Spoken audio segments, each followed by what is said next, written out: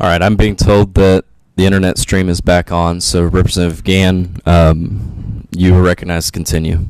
Thank you, Mr. Chairman. I noticed these check numbers are consistent. Were they all made on the same day? Yes, my understanding is that the previous CFO wrote all the checks on one day in consecutive order. And this is in these checks were paid out to make a settlement of legal action? No, sir.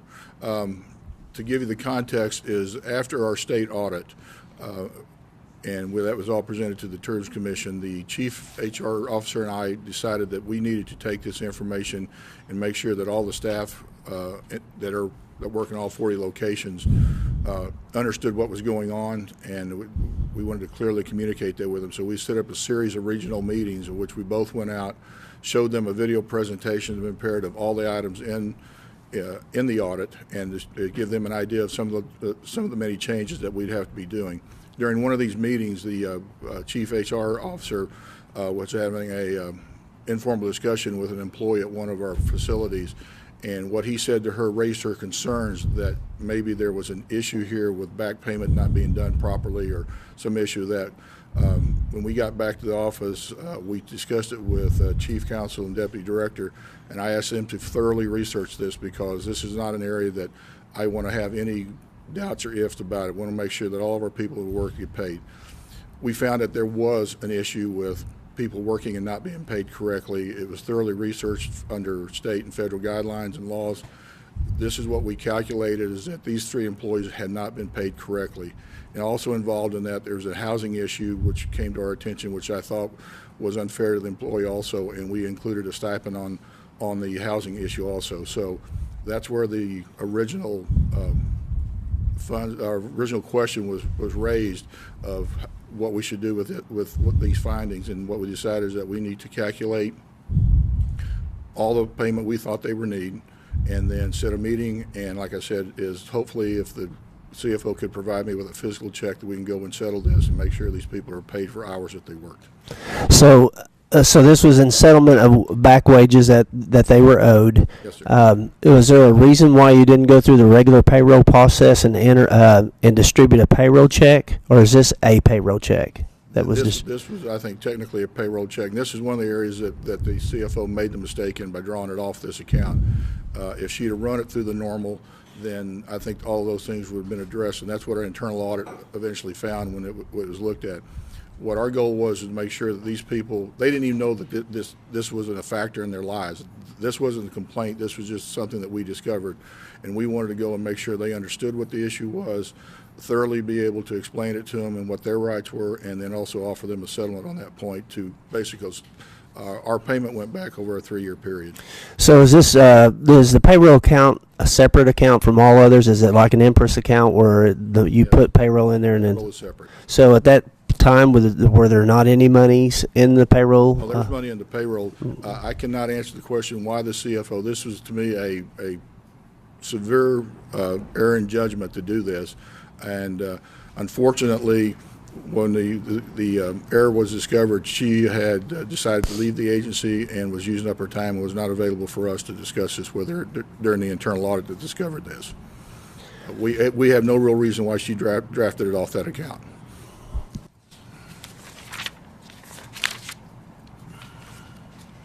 So how long did it take you to realize between the time the checks were issued and what prompted the realization that these were on an erroneous account?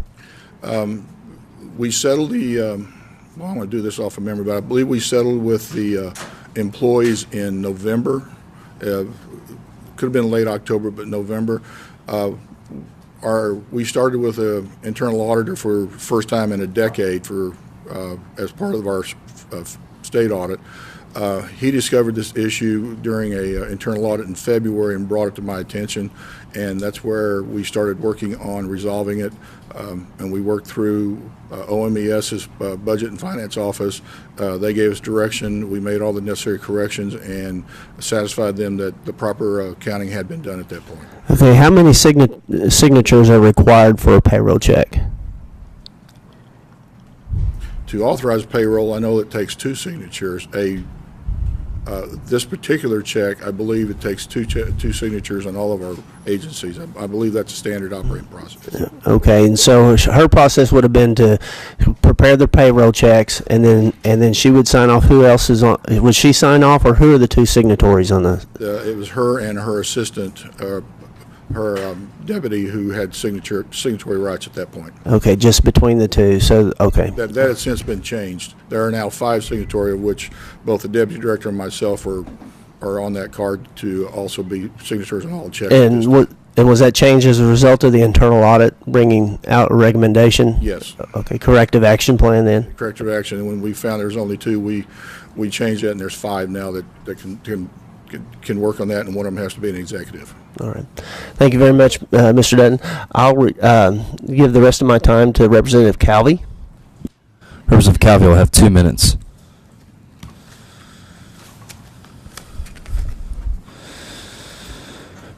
Next will be Representative Osborne.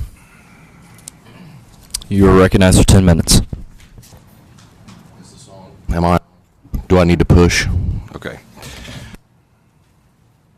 I'm good, right? Okay. Thank you all very much for joining us today. I want to focus a little bit on another side of things here real quick.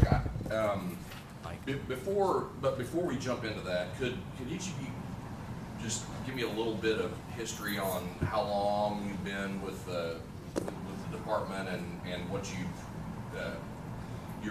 your roles have been so far? Okay. I've been executive director. It'll be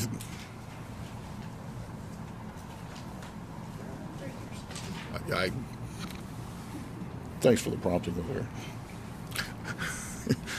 I've been executive director for 3 years, sir. Before that, I spent a little over 3 years as the tourism promotion division director, and that's basically the marketing wing of the agency. That wing is responsible for all the tourism marketing for the state overall. To give you a little bit more of my background is, and so that's a little over, it'll be 6 years in the next month. I've been a state employee. Before that, I spent about 4 years as a independent contractor doing a number of things based on my skill set. Before that, I basically grew up in television. I spent 34 years working for a local media company, Griffin Communications. I was one of what I consider many blessed to have come up through there. I started as a 18-year or 20-year-old entry level, and I was eventually, when I resigned from the corporation, I was a vice president in charge of all operations and technology and IT. So, and working under that leadership provided me with a very to say diverse set of skills, being a small independent company, but the leadership in that company believed in education, and they gave me a very rich and deep background in management and team building. Excellent. Excuse me. Now I'm Deputy Director and General Counsel. Before that, I was with the Oklahoma Attorney General's Office under Drew Edmondson and briefly under Scott Pruitt, at which time now Secretary Snodgrass came in, and she was the Executive Director before Mr. Dutton, and she asked me if I would, we had worked together for a while after she came in, and she asked me if I would also be the Deputy Director. So, and prior to being with the Attorney General's Office, I was with the court system for a number of years as a judicial law clerk, which, as you know, is somebody that helps the judges write opinions. Right. So. Thank you. Mr. Chairman, would it be possible that we could work with one at a time instead of going back and forth, back and forth? Would that be also okay? Due to the amount of time, I've requested that they both be here at the same time. What we can do is direct questions towards one individual and then ask for a follow-up from the other individual. But I have requested that they be here at the same time this morning. Well, it's fine they'd be here at the same time, but why could we not talk to one at a time? You can Everybody. just direct your questions to one and then the other if you'd like to do that.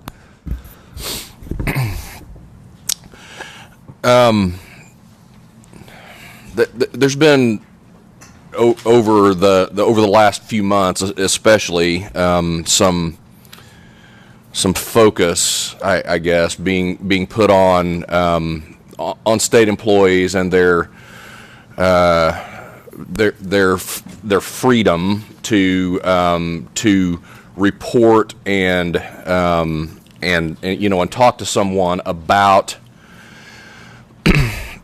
about things that they see in their agencies or whatever. I've been sitting here trying to figure out a better way to ask this, and I can't. So I'm just going to ask it and ask for your response. What is there at the Department of Tourism? Is there a culture of silence, so to speak, that causes employees to not feel comfortable about reporting things to higher ups? I guess is a good way to start. I think that's an excellent question, sir. And I'm probably not the best person, since I'm the leader of the whole agency, that people who don't want to talk to me obviously don't talk to me.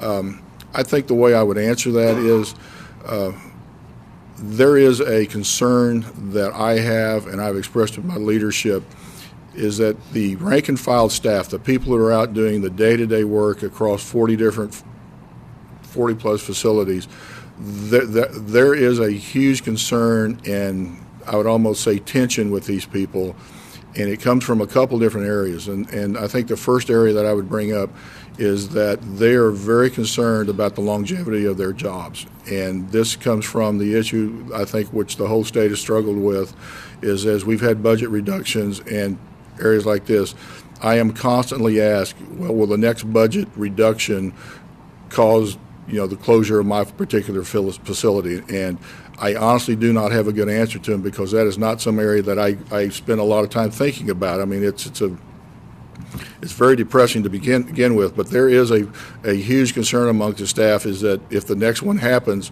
what happens to me out there? I think out of this type of environment, what you're talking about becomes an issue, because they don't want to say something wrong that might reflect badly on them. I think the state audit also pointed out very clearly is that we have to do monumental work, and these are my words, to improve the communication with our staff, and we've taken steps in that area.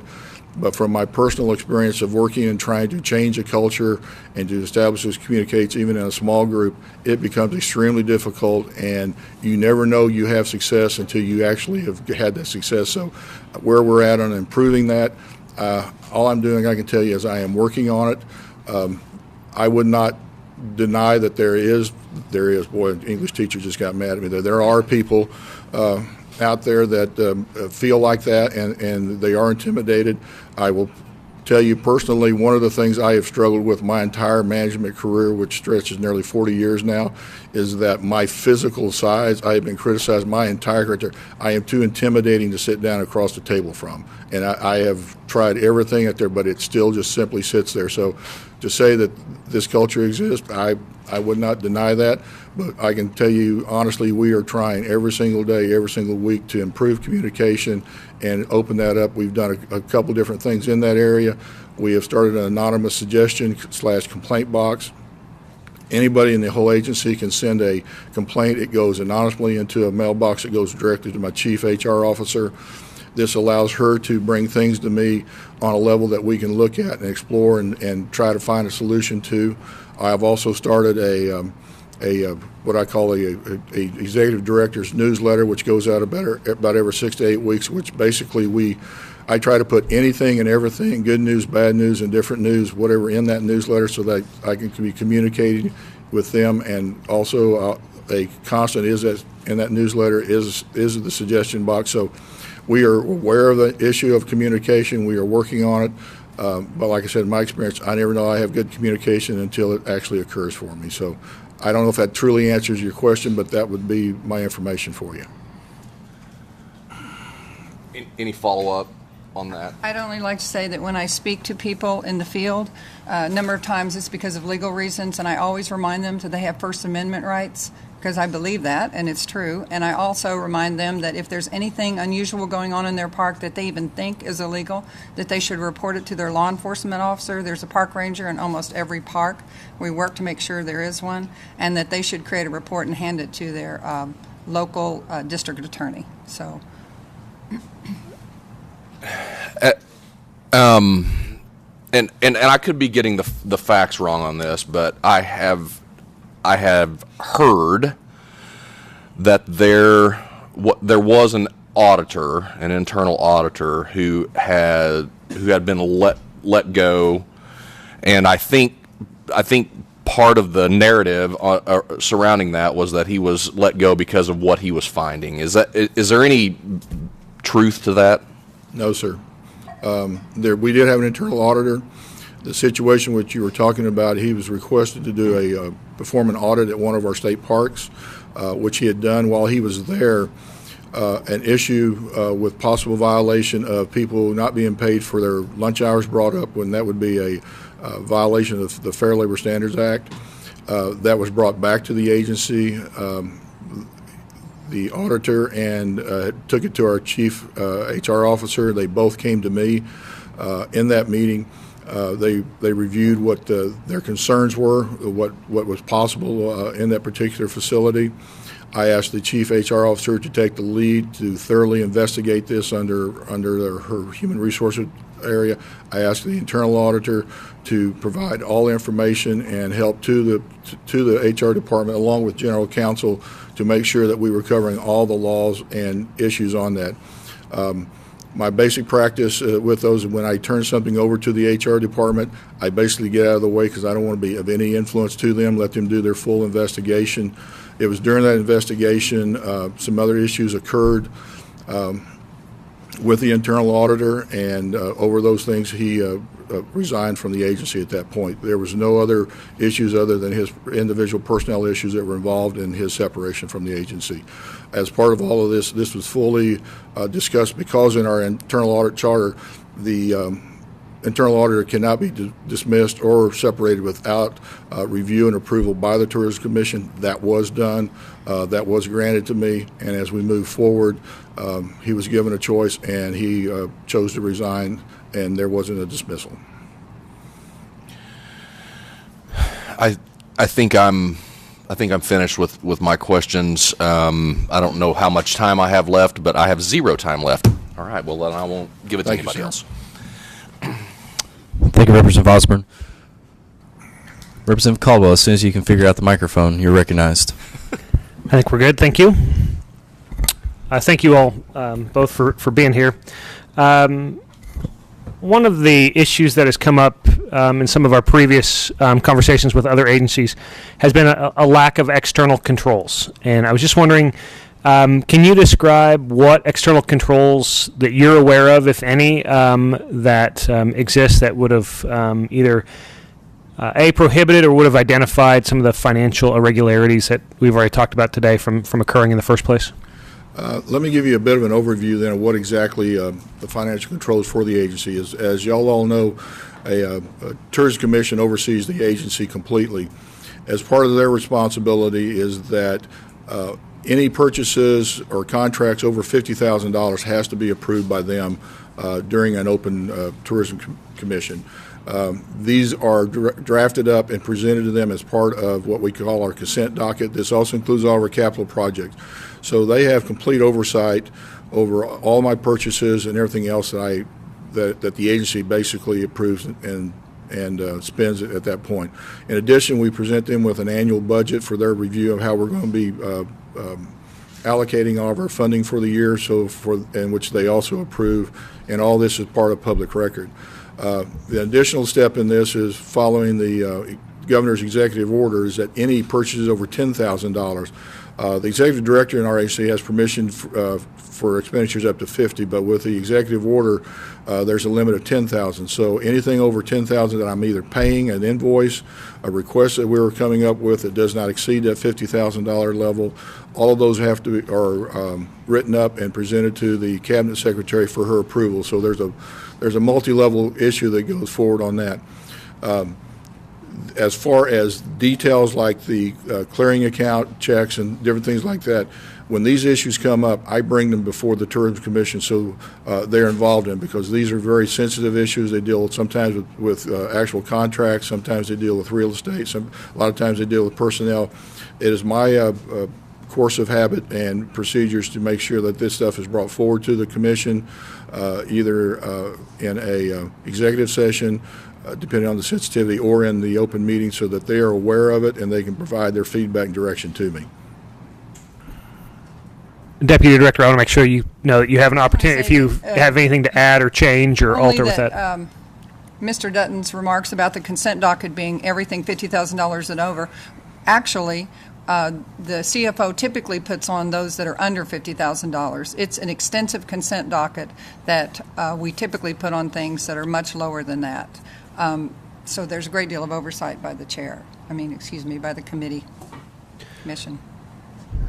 So I know earlier we've kind of talked about some of the issues that had occurred previously, and I'm sure you've indicated you've kind of done your own investigation, for lack of a better word, into some of those issues.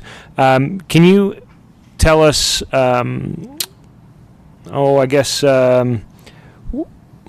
And maybe touched on this a little bit earlier, but kind of what was lacking previously from stopping from some of these incidents from occurring, and then what you've already done, and then what you're suggesting going forward to make sure that things like this don't happen in the future. I think the main thing is what we've touched on before. For some reason, about 10 years ago, a decision was made by the then executive director to stop internal auditing. The agency is the best we can find. We can't find any documentation of why it happened or anything like that. Those people have all left, and there's no documentation we can find. I think that's the main issue that has come out of both the state audit report to us and that we have found over the last year of having an internal auditor. Without an internal auditor checking us, checking our systems, making sure where we're at, I think that was the one reason why things weren't coming up sooner. And once we started doing that, we started finding these issues that have come up. Now, we've had our issues, and I think we have moved as fast as we possibly can under the guidelines that we have to work under to address those things. I'm under no illusions as we continue through auditing all 40 or 43 facilities, actually, we will find a lot of other things. 10 years without oversight, correction, review is honestly something I have never experienced before. So I'm under full expectations every time I hire a firm to audit or we bring in a staff person to do it. There will be something comes back that takes my full attention to start fixing. It's just the odds are stacked against me, as one would say. And I think this is how we're starting to find this stuff, by instituting and aggressively seeking this information. We're working on it every week, sir, to find new systems, to look at old systems, see where they're at, and make sure we're in compliance and we're following. And we're finding a lot of things that we have to work on. That's just the bottom line, because they haven't been looked at for over a decade. So hopefully that gives you some direction of how we're aggressively pursuing this. So let's put aside the issue of an internal auditor, but do you feel outside of that, I mean, there are proper systems and safeguards in place? I think overall there is. I think one of the main issues that we're struggling with right now is that there's been a deterioration in training. A lot of this training has been pushed aside due to budgetary concerns, quite honestly. You add that with our personnel turnover, that becomes people just don't know what they don't know. It's a lot of times, and when we bring people in for these training sessions, they're very encouraged that somebody is taking the time to work with them. One of the things that we have done in our accounting department, I do have a new CFO, which I've recruited away from OMES directly. She worked as a CFO and a controller over there. She is doing a full review of all of our financials areas. She's created a new position, which is called Financial Compliance, and I'm going to have to look at her. She's got a big title, but her job is to basically make sure that that position is reviewing all of our processes and procedures to make sure that we're in compliance, and anything that doesn't meet those is that we come up, we redesign those and they come up to standards where they are and address those deficiencies. So, like I said, we're very aggressively looking at this thing, but after 10 years of neglect, we have a ways to go. Sure. And I guess it would just as an editorial comment, just to add, I mean, that's even, you mentioned some of the transitions. It's even more important during those transition periods. That's why you need systems to make sure that those things don't fall through the crack.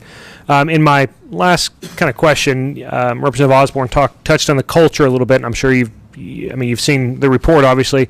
I'm just going to read a couple quotes from that and just would ask you to respond on that. So it was described as an atmosphere of mistrust and poor communication that exists between employees and executive management. Importance of integrity and ethical values within the agency was questioned. Employees are treated unfairly and favoritism exists. Channels for reporting improprieties are inadequate. Employees who report improprieties are subject to reprisal. Performance evaluations are not occurring on a consistent and timely basis. Opportunities for professional development and growth are lacking. Multiple employees stated that they felt as though they were being spied on and that they needed to be careful about what was spoken within earshot of staff who directly reported to certain executive managers.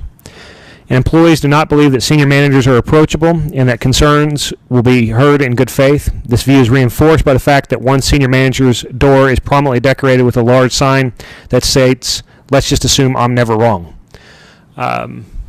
Clearly, look, I run my own organization. I'm sure that some of my own employees would say you're not approachable, so I understand. You can't fix what other people think, but clearly these concerns go deeper than that. So I guess would be interested to hear your comments in response to that, and then what you've done since then to improve the culture at the organization. Well, when I read that, it was hurtful to me. I'll just simply say that. I mean, I've gotten bad audits before. I mean, spend over 40 years in the business and get those. But the one thing I would point out initially, that survey was done in my first 4 months in this position. So, but I take it as truth, and I take it as these are heartfelt response to that. And as I mentioned earlier with Mr. Osborne, one of the things that we have done is I've had a lot of discussions with my senior staff on how do we establish better communication with our field personnel, and that's one of the issues that we really struggle with. With over 40 diverse locations, a lot of these people don't even have a full-time internet connection out there, so it's difficult to work with them. But what we are focusing on is to moving our meetings from Oklahoma City. We try to have regional meetings with training sessions. We've instituted a very aggressive plan to provide all types of training, be it technical training, be it leadership training. I've already mentioned that we've got the suggestion box, which is open to all employees to be able to do things with us. In addition to that, I've mentioned about our newsletter, which I send out trying to put with them. One of the things that we're trying to do is get our executive staff out into regional meetings, bring people into a central location, let them talk to us provide them with information. It is going to be a long concerted effort for us to be able to do this, sir, simply because, like you read there's a lot of issues that are floating around out there, and I'm not underestimating any of them. It is a focus of mine. It is a constant discussion that I have with my HR and director and other senior staff, so that we are talking about this, and we're looking and seeking for every chance that we can reach out and interface with these people, provide them with one-on-one contact, provide them with educational, and provide them with training opportunities, and also just talk to us to get to know us. And it's a concerted effort, but there are issues that we have to address, and it's a high priority on my desk. I'd yield any remaining time to Representative Downing. Representative Tadlock. Thank you, Mr. Chairman. Director Dutton, I'll be very quick today. I've reviewed over the documents that's been provided, and I think that probably even some of the questions and concerns that probably I have, y'all have answered those things through this documents you have provided.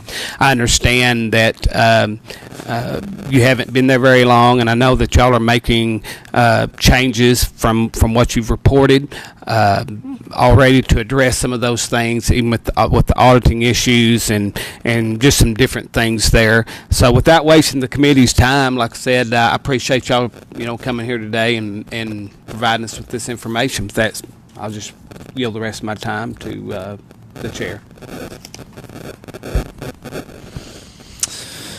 Next up, Representative Cleveland. You are recognized. Thank you, Mr. Chairman.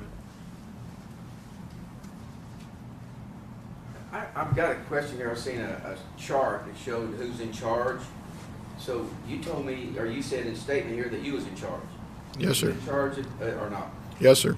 Why is your name not at the top of that chart? Because that's an incorrect chart, sir. It was the wrong chart was given to the state auditor when that was given to him. There's an updated one which has been posted, so that one is incorrect, and I informed the state auditor of that. So why was there an issue in the field that people didn't know who was in charge? Why is everybody confused to who's in charge of tourism? I don't know quite how to answer that, sir. I've been very, very clear with everybody that I've talked to. All paperwork that requires my signature, I sign it. No, nobody else signs it, sir.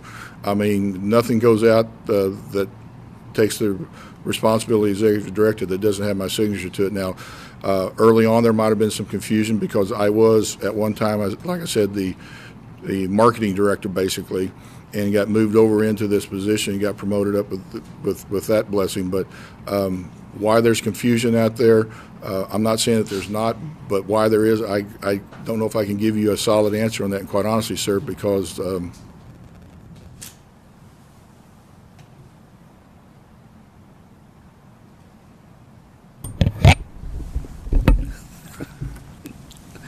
Thank you. Like I said, it's something that we focus on very much, and like I said, I've actually, not to keep repeating myself, I send out an executive director's newsletter, which is very clearly from my position. Early on, when that was done, the first 6-8 months of my tenure as executive director, there might have been some confusion. I'm not saying that there wasn't. Okay. Well, who made that chart up that was wrong? I do not have that information. I do not know where that chart even came from, sir. I assume that a staffer made it up somewhere.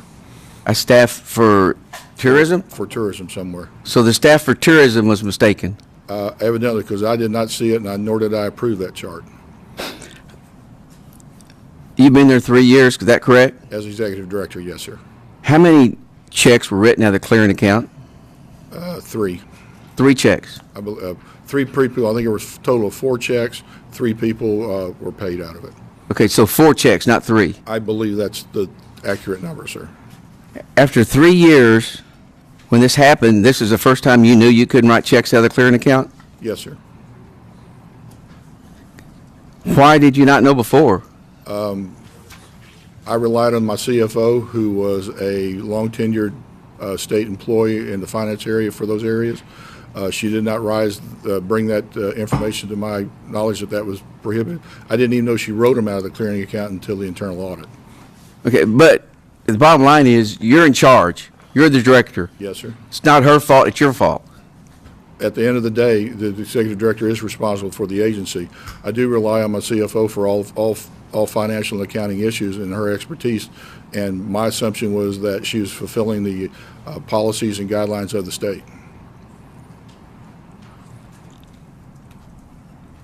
So you depend on somebody else to make the decisions, and you're the director. Well, it was my decision to make the payments. I relied on the accounting expertise of my CFO to make sure they were written correctly. Had you not ever heard of Trust and Verify? Yes, sir, I know the term. But I'm not an accountant, nor do I have any financial background to be able to say that. As I've stated, is that I didn't know she'd even written the checks out of that. She presented me with those checks. She did not tell me where they came from. Thank you. What meeting did you get the approval from the commissioners to discharge Andrew, the auditor? It was during our April 2017 commission meeting. I would like to get the minutes of that meeting, please. I can provide those to you. Yes, sir. Mr. Chairman, we'd like to have the minutes of that meeting, please. Thank you. And which chairman who gave you the permission to do that? Our chairman is Lieutenant Governor Lamb. He gave you the permission. The commission voted on my request. The commission voted on your request at that meeting. Yes. To give you the permission to discharge. To take any disciplinary action needed against the internal auditor, and that's spelled out in the internal audit. Who hired the auditor? I did. You hired the auditor? Yes, sir. Did the auditor work directly for you or for the commission? The auditor under the charter works all day-to-day. I'm responsible for his day-to-day actions and assignments and coordination. His audits are directly reported to the commission for approval. So he had a dual role then. Well, yeah, to make sure that he had the independence, whatever he wrote up in his findings and in his final audits were presented directly to the commission for approval. All I did was help execute the day-to-day process of doing the internal audits. I did want to go back on the clearing account again. You're saying there was 4 checks is all that was written out of the clearing account. That's my understanding, and what our records show that there were 4 total checks at the maximum written. Because the other day I heard you say there was 3 when asked the question. Well, I probably wrapped that into the area. There was 3 employees involved, and I'm not certain, sir, but I'm almost that there was, like I mentioned earlier, there was a housing issue and a payroll issue for one of them, and I believe there was 2 checks written instead of 1, but I can check and make sure it was either 3 or 4, but that was the maximum number. Because I know the questions I asked you is how many, same thing I asked you is how many checks were written out of the account, and you said 3. Today you say 4. Well, I'm wanting to make sure that I'm being totally clear. If you want me to take a minute, I can look back through the actual audit and see, because they'll have the check information here. Yeah, all that information is in the book. If you want me to take a quick look and. Yes, sir, I do. Okay, let me find it here. Please hold my time up.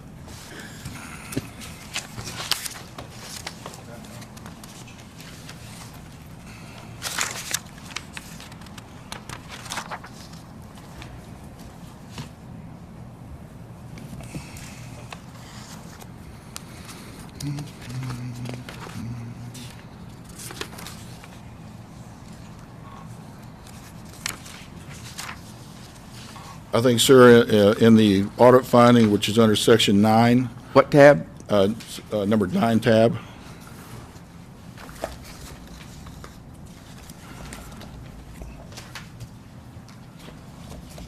Okay, thank you. okay, if you go in about 4 pages, you will find a discussion point entry. It's got a box at the top of it. Okay. And if you flip that over flip that page over, you'll see listed 4 check numbers. So 4 is the correct number of checks. There were 3 employees involved in that. Okay, thank you. That was just, I read that last night. It's a little confusing because, like I said, there's 3 employees but 4 checks because of the way that we wanted to present the information to him.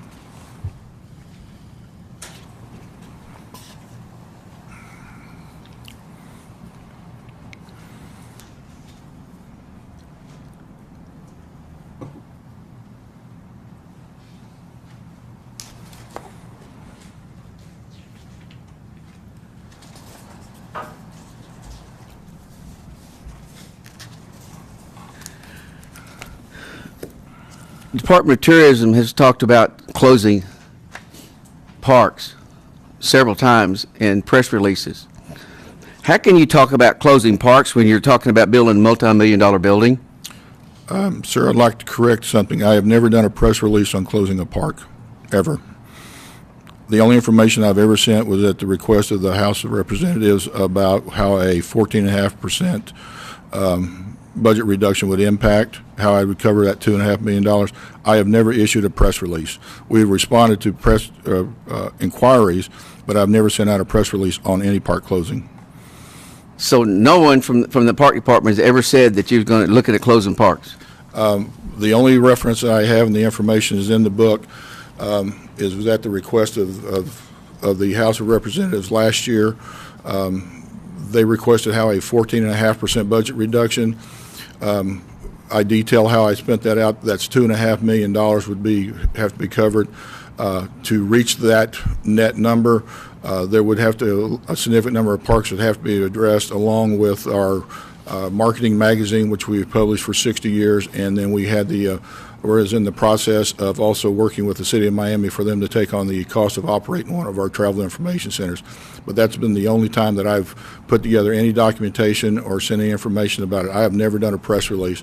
Now, what I have sent out is that when that information was sent to the to the House, I sent a email to all of my tourism commissioners so they would understand what was going, and as part of the process of trying to establish better communication with all of our staff and develop that rapport, which was we have talked about already about our staffing, I sent a agency-wide email explaining to them that this information was requested.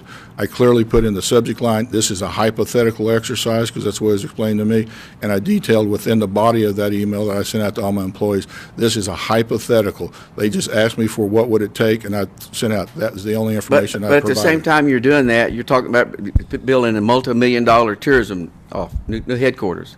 Well, those would be coming out of two different areas.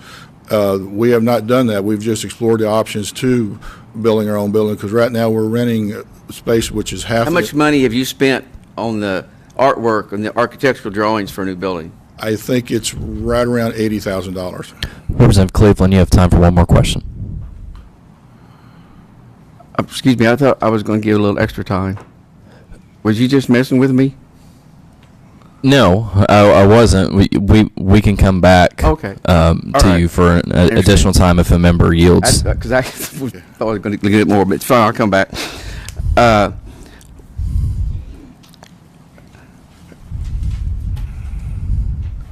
Ms. Connor, Yes. on the open meeting, open records request, have you ever turned down a open record request saying that it was attorney-client privilege? There are some things that would fall under attorney-client privilege. For instance. I'm just asking you, have you ever turned it down for attorney-client privilege? Yes. At what point, since you're an attorney and he is a director, so you could say every time y'all speak, it could be attorney-client privilege. Is that what you've done? No. And when I have an issue like that, I ask outside counsel if I've done it correctly.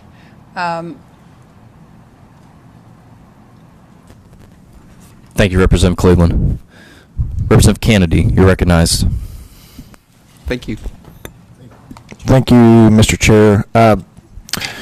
Thank you for being here today. Really appreciate it. I'm going to ask you a question, and I'd like just a response from each of you because you have different perspectives. We have a wealth of experience here, obviously from industry, and Mr. Dutton, that you have done for decades, and of course, Ms. Connor, from the legal perspective.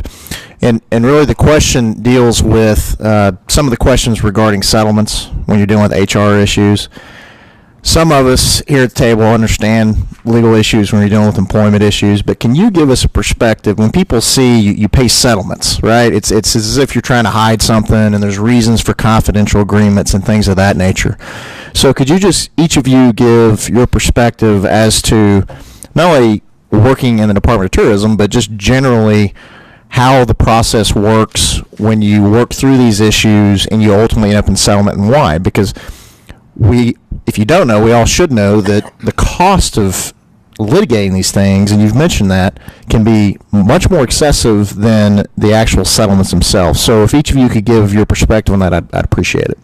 I think that's a great question. That unfortunately, some of us have got a lot more experience than others, and I think really when you start looking at are you going to pursue legal action or any area that starts to involve legal cost.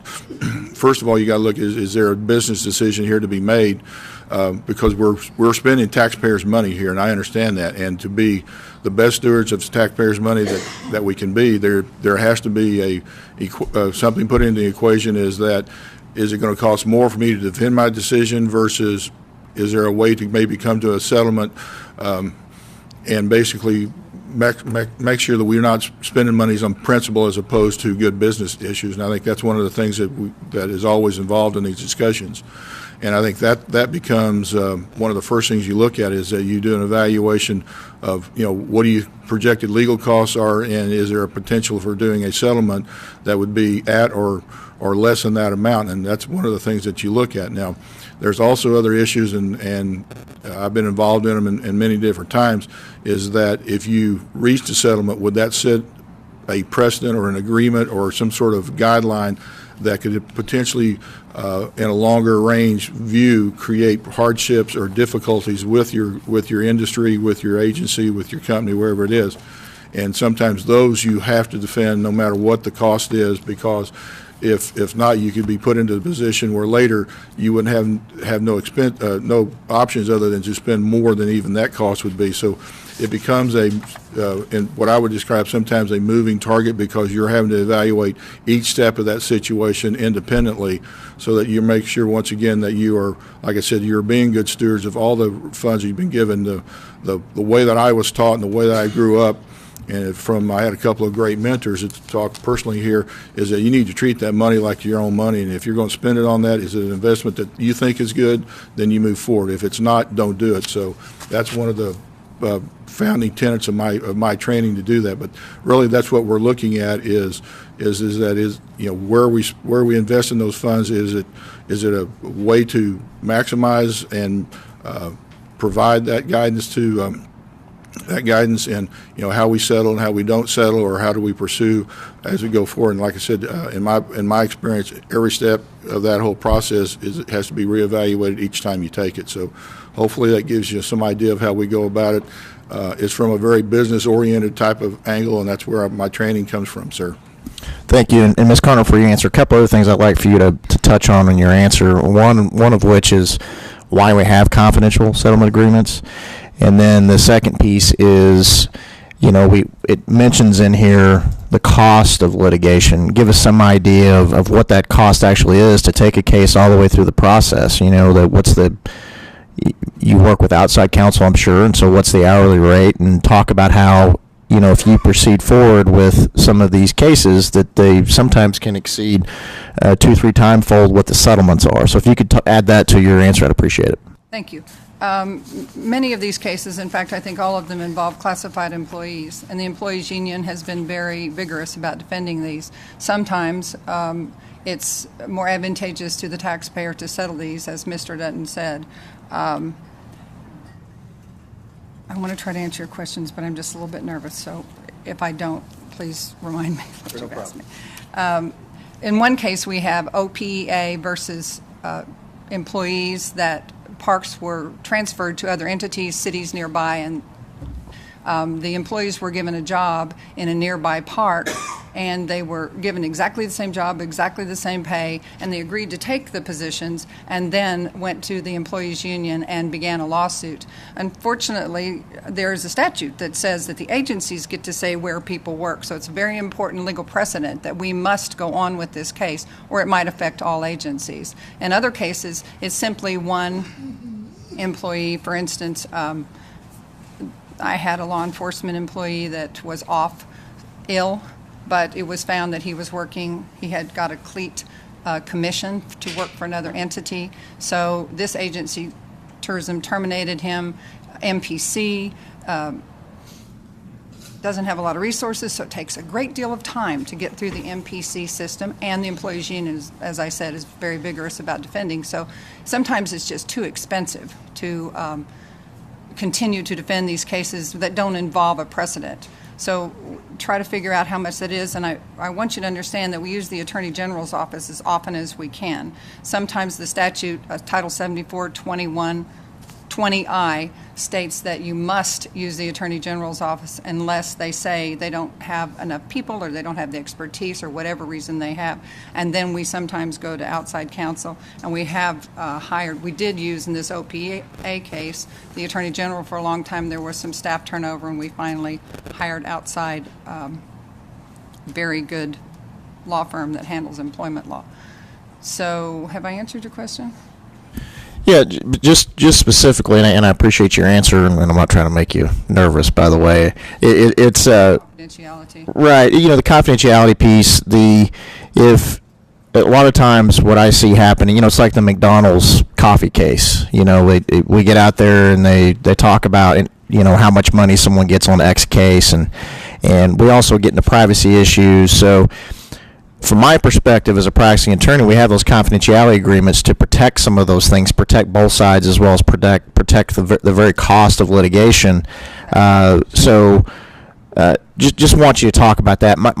The premise of my questions is because I think sometimes we get caught up in, that there's people are trying to hide the ball when we do this, but this is the process. We live under the rule of law in the United States of America, and this is how we do it. It's worked for decades, and so I guess I'm just wanting your perspective as to why this is efficient, it works, and you're able to take care of issues within your department, just like every other agency, state, in the federal government, and have for decades. Well, we want to be very careful about taxpayer dollars. So when it looks like taking something to prove a point, to stand on a matter of principle, is going to cost the taxpayers money, then we may attempt to make a settlement.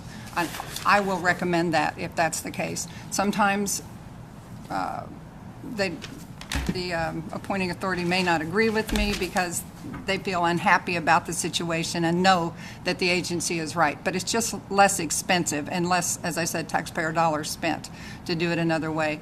Confidentiality clauses would come in when both parties want it. For one side, they may not want people to know what's happened for the employee, but for the agency, you're right, it may set a precedent, and a few people might say, oh, I could do that. I could get some money that way. So it's better if we just do confidentiality. It's a way of doing business. I'd also like to address briefly that there's been some allegation that the agency doesn't pay its fees when employees are owed money. What the agency does is if it's an unfair decision, it makes an appeal to the next higher court. This is the American way. We appeal to make sure that the taxpayers are protected, to make sure the agency, which represents taxpayer dollars, is doing the right thing. So, thank you. I appreciate your answer, and I do understand there's processes on both sides, and you have to utilize both. I have no further questions, Mr. Chair, and I yield the rest of my time to you.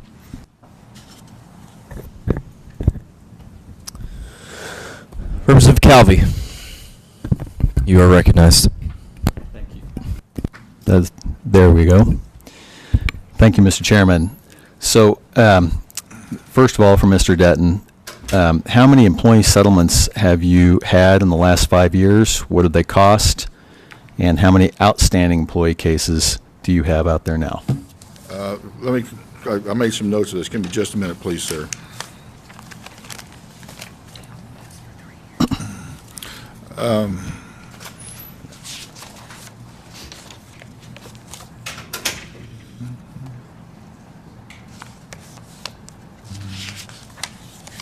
I'm looking for the... Okay, well, let's just wait till the end on that one then. So I got this question. You paid some checks out of your clearing account. You and Ms. Connor were both testifying a moment ago about confidential settlements, and I appreciate all the reasons discussed in response to Representative Kennedy's questions. But there's a dark side to confidential settlements too, isn't there? What if, for instance, let's say you just want to give money to an employee for whatever reason to settle, you just want to get them more money than they're entitled to by law. You could say, go ahead and sue us. We'll settle it confidentially. Nobody will be the wiser. And you could be funneling taxpayer dollars to somebody in excess of what's allowed by law through a confidential settlement process. Could you not?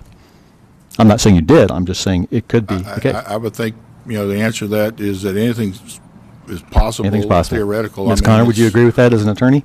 Each of these cases that we have were litigated to a certain point, and then it was determined. So it was in the court system. I'm not suggesting that you have done so. I'm saying that the confidential settlement process has that humongous potential, if not actual, but at least potential loophole in it, does it not? To funnel taxpayer dollars to somebody contrary to what's authorized by law by using a confidential settlement process. Is that not true? Talking about collusion. Yes. And unfortunately, humans can make mistakes, and that I can't Thank you. imagine a scenario, but that I.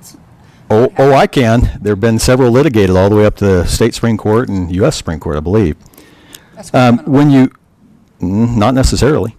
We have key Tom taxpayer lawsuit provisions in there to address that civilly as well.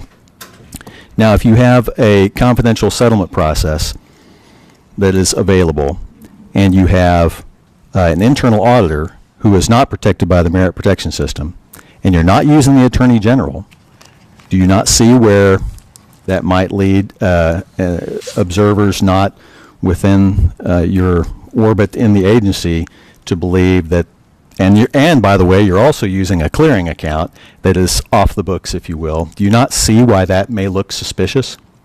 Yes, sir. I kind of get the idea of what you're looking with, but I would bring back to your attention that for how you mentioned an internal auditor is that I am restricted by our internal auditing charter of taking any steps against that position without full reveal of the commission itself. That has to be discussed in detail with them, and they have to basically give me permission to take any of those issues going forward. So there is oversight presented there from the commission who has to vote on that. Going back to the clearing account, once again, we know that was wrong. And I had a staff member who I had a lot of faith in, who had a lot of experience, make a mistake that was a very bad mistake. And unfortunately, she's no longer with us, and I've got a new person and new processes in place to make sure that that's not happening. Appreciate that. Thank you. Did you provide full financial statements and knowledge about the clearing account and et cetera? Have you always provided all that information to your commission? And if there's, well, let's start with that, just a yes or no. I'm Did you provide all the information, all your financial statements, where all the money was going and et cetera, to the commission every time you sought approval from them? Like I mentioned earlier, is that I don't believe that detail is provided to our commission. What there is to approve any contracts over the $50,000 according to the statute. So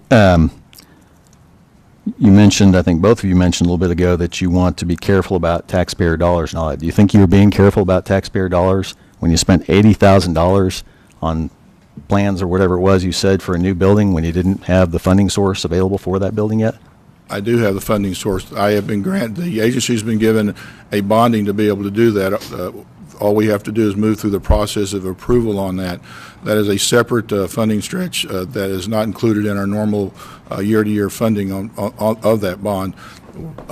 As part of that expenditure, that was also discussed with our Tourism Commission. I presented that information to them. They reviewed it, and they granted me permission to proceed with exploring those options. The main issue that we're dealing with is that when we were forced to move out of the First National Bank building, we were in 30,000 square feet of office space, and we were paying about $9 a square foot.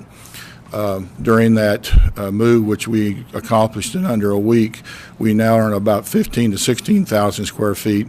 Okay, that's enough. I appreciate that. So I got this question. I'm looking through the documents you provided, and when discussing, and you're not the only agency that does this, but whenever we're looking at agencies needing to take cuts or whatever, it's always sky is falling. We're going to have to shut down state parks, for instance, and all that. I noticed in one of these documents, in an email to both of you from a Kim Kaplinger, there's a discussion about using a interesting strategy, is the term used, about exploring the impact of potential shutdowns of state parks on the speakers and the pro tem zone districts. What does that mean, an interesting strategy? Was that like a legislative strategy to avoid cuts? Is that what that is? No, sir. I believe what you're referring to is basically to make sure that if this moves forward is that we have a working list of legislators who have these parks in their districts, so that we're in communication and we're explaining the steps that we are taking and what we were forced to take with those. One of the things that we always try to do if there's an impact or an issue to any legislator is with a park in their district is that we try to make sure that we involve them and are aware of what's going on. These parks, and especially a lot of these rural areas, has a very large economic impact to these areas, and we think it's only prudent to make sure that the people's representatives are also brought into that discussion as we're moving along. Okay, I'm looking at tab number 11, and what you provided looks like a text message string, and it says from a Claudia. I'm presuming that's you, Ms. Connor. And it says, as for any personnel matters, I will keep my mouth shut. I think June, well, it starts off, I think June is soon enough to discuss any park closures, needing to work with nearby towns to transfer. As for any personnel matters, I will keep my mouth shut. Is that keeping it shut from your commission? Who is that you were saying you would do that? As the time before, parks were transferred, not closed, so we worked with nearby cities to make sure that the parks had somebody to operate them. So that's what I'm talking about there, is we need time to start looking at that and to make sure that employees have places to go. What I'm talking about, keeping my mouth shut, can't say. I often think I'm hilarious, and I try to make funny remarks. I think that's what I was trying to do there. Okay. I notice in tab 13, there's a number of instances where you terminated an employee. And I was struck by, one was a wait person 1, another person was kitchen helper, there's another wait person and all that. And I guess I have this question. Don't you all like contract these things out? Why do we have people employed by the state at a state park who are wait persons and cooks and all that? Is that not something where you could actually make money by doing a vendor, something like that, that would actually pay for the opportunity to provide a service like that in the park? Isn't that what they do at the National Park Service? Well, in nearly all of our parks, we do have that in one park, I believe, but most of our parks, our kitchen staff and our lodges are all run by state personnel, and so that we hire full hospitality staffs to be able to do that, sir, and that includes food and beverage managers, chefs, cooks, and wait staff also. Representative Calvi, you have time for 2 more questions. Thank you. When discussing this issue about confidential settlements and all that, do either of you ever discuss with people from outside your agency, how they do things, if they do similar types of things, whether it's OMES, AG's office, or just other agencies? I assume you from time to time you might wish to benchmark yourself against other agencies. You ever do that? And if so, how do they do it? Do they do it any differently? I can't think of any particular instance, but I do know I've had discussions with outside counsel who we've brought in to help us work through different discussions.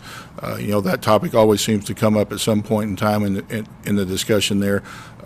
As I've said earlier, unfortunately in my previous careers I've had a lot of legal experience, not attorney level, whatever, but having to be on the management side of the issue like this. I don't know of any particular time where I've sought out anybody to discuss these particular confidentiality contracts with anybody that's outside of a particular case that we're working on at that time. I mean, just if, as a follow-up on that, I have one other question, but I mean, you don't benchmark yourself against other agencies or counterparts in other states? Well, we work with the AG's office, and they're a great source in providing us with all that, sir. Okay. So, I mean, that would be my benchmark, is that I use the Attorney General's office for a resource on a lot of this stuff. Can I speak? Yes. I often call not only the Ethics Commission, but I call the Labor Department. I speak to the OMES. I speak to constantly directors, general counsels, and then take this information and try to make an informed decision to give to the executive director. And Final question. There was a series of reports done by Fox 25 television station in Oklahoma City. Phil Cross, I think, was the lead reporter on that. I got to say, viewing it is pretty hard-hitting and probative. It doesn't make your agency look good. How would you respond? I think my overall response, the media has a responsibility to the Oklahoma taxpayer. He's doing his job.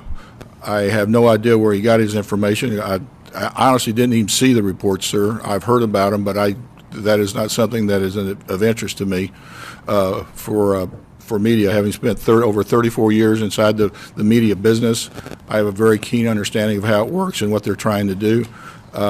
So that is not really an interest to me to pay attention to. My understanding is there was a lot of accusations. I do not know what his documentation is, so I really can't address what he said, what validity, whatever. But as the media, he has every right in the world to be able to say those things, and that's just the way the system is put together. Thank you, Representative Calvi. Vice Chairman Downing, you're recognized.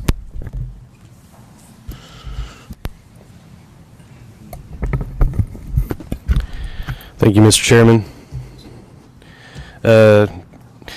Thank you both for being here today, and appreciate your willingness to answer questions. And also, you've taken a very, I think, humble approach. You've admitted to many things that you're saying, hey, these were issues we've identified, we're working through them, and that's what we like to hear is, what solutions are you finding, how's corrective action being taken?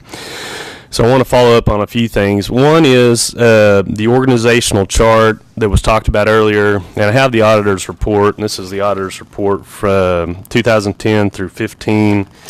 And as you mentioned, he has one wire chart. It's on page 7 that shows the deputy director and general counsel coming back around to the commission.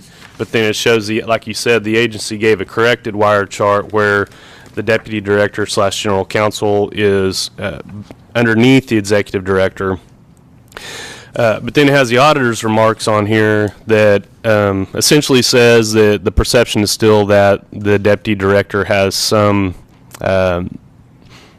operates in a more authoritative capacity than that would indicate. The other thing, though, that on the updated chart that wasn't there, I just want to clarify is that, and this might go to you, Mrs. Connor, is that the deputy secretary of tourism, I guess, would be above your Tourism Recreation Commission. Is that correct? No, that's not correct. Okay, explain that a little bit. Well, as you know, a secretary is typically an unpaid position that serves in the cabinet of the governor. Sometimes the secretary needs, there's a number of agencies in the secretary's cabinet, any secretary's cabinet. Sometimes the secretary needs help with getting things together. It's more an administrative position, and there's also a deputy secretary for commerce. It's not me, it's somebody that works at Commerce to help with gathering information and basically attending meetings where all the agencies come in and discuss whatever they need and their desires. So it's not it's more, I would say, honorary and than anything else. It doesn't have power. So does that answer your question? Sure. So the Deputy Secretary of Tourism you wouldn't perceive as being superior to just the Executive Director of the department? No. The appointing authority makes the day-to-day decisions. Everything that I find out, I take to the Executive Director, the appointing authority, who makes the decisions, who takes it to the commission. So, no. Okay. Well, it's one of the things that's identified we need talented people wherever we can have them. So dual capacity service is something we see common through the state. But I just know to the extent that was the appearance of employees, I think that's where some of the confusion comes from more so is the dual service, even if it is honorary. I think that's easily rectified. And okay. I understand what you're saying. I appreciate it. Okay. Sir, if I could make just one quick Sure. comment. This came up during our, as I mentioned earlier, when we went around the state talking about the state audit with all of the employees. This is one of the things we pointed out to them is that Claudia's position as the deputy secretary is that the secretary has over 22 different agencies that have oversight, and this is where she's helping in the tourism area to do that. And the tourism department is run by me, and with her aid and a lot of other talented people. So we've addressed that. Now, I'm not saying it's sunk in yet, as they say, but that is one of the things that we're continuing to work on. Okay. So you're in the broader scheme of state government, you're really one of the smaller entities, and it's our understanding, OPEA, the Oklahoma Public Employees Association, publicly asked for our committee to look into, the things that we're hearing about and the red flags, and you've admitted to some of those being problematic. So one was the clearing account, and you've said, yeah, that wasn't right, and we've corrected course on that. Have you paid back the funds? Yes, okay. We worked with OMES on this, and they directed us on how to correct all the accounts, and those have been corrected to their satisfaction and documented. Okay. Another was, I guess there was the time cards that were being used weren't accurate. Has that been corrected? Yes, that was part of the investigation that we went through where we thought there was a violation out there. There was some, let us say, I would describe as we weren't happy with the way that they had set up their system, and we've made changes in those, but those have all been corrected. We've in fact have brought in all the timekeepers in the entire agency, have provided retraining to them, and updated the policy and documentation for them as it goes forward, and that's is being monitored on a regular basis, sir. So yes, we've addressed that. Okay. So they have, I guess, a larger share of complaints based on just the size of tourism than you would expect, is my understanding, from employees who have been terminated. And they also, I guess, have won more of those, or maybe it's because of Representative Candy mentioned earlier, settlements are a more efficient way to dispose of it. Either way, there it appears to be, and frankly, you recognize that there is some culture within the agency that you're trying to bring health back to that.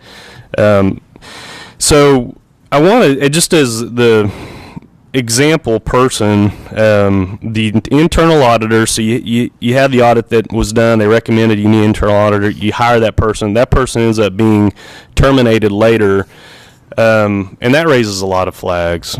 So my understanding is that internal auditor was terminated on June the 21st of 2017. Is that correct? Sounds about right. Somewhere in there. So at that time, it appears as if he was uncovering a lot of those things we just talked about, the clearing accounts, the time cards, different problems. When you went to the commission, as you said, and they said, hey, we agree, you can take disciplinary actions on this auditor. At that time, was your commission aware that there were checks being written from the clearing account, or that there was problems with the time cards, or any of these things that we've discussed? On June the 21st, did the commission know about all of those things? Let me think a minute here. Because when I talked to the commission, it was about the internal audit was in April.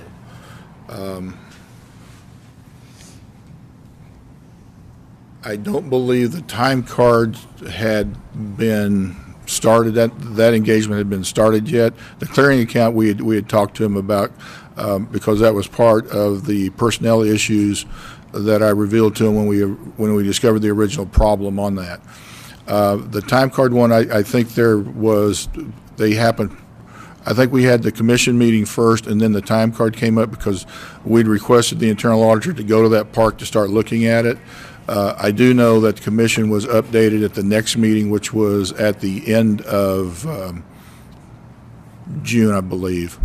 June 28th? Yeah, June 28th. They were updated at that, and I believe the internal auditor resigned about a week before then. He was not terminated. He resigned, sir. Had he not resigned, would he have been terminated? Yes, sir. So I want to speak frank and because I think we've all arrived here from a public narrative outside of the legislature that really came to us, and they said, hey, you guys need to look at this. So I think it's just important to speak frankly. So we don't want to ask, because my understanding is when you spoke to the commission about this particular employee, it was actually in an executive session that wasn't public discussion. Is that correct? That's correct. That's why all personnel issues are discussed. Sure. So the appearance is, and so just to clear the air, is that you had an internal auditor that was uncovering these things. At this point, your commissioners were not aware of these specific problems, and then he is terminated, or he's resigned, but had he not resigned, he'd been terminated. And then it was subsequent to that the commission was informed of the internal problems that this auditor had been sharing internally. And so would you help? I mean, we need to speak frankly. I mean, that's why we're here. So yes, sir. Help us understand I that. have no problem with this. Let me give you a little bit of the oversight. When I talked to the commission, the chief Human Resources Officer presented all the information about the internal auditor and our concerns to them. I did not present it. The HR department did that. The chief HR officer had personally been monitoring this situation. quite frankly, about a month after the internal auditor started, we had a serious incident that she had to get directly involved in and had to attempt to resolve. It never was fully resolved. So from about a month into his tenure at the agency to the point where we actually asked for his resignation, she was directly involved in all issues and was documenting all issues. When we sat down and had the final discussion, it was her recommendation to us we proceed with a course of action that we have based on what her personnel files have said and the issues that we were not able to resolve and had come up or were continuing to come up with him. So this was not just my decision. I consulted with my human resources officers to make sure this was all presented to the commission first in April about what our concerns were and the direction they were going, and then also finally when the decision was made to ask for to make the separation, she was also involved and she was actually in the meeting also.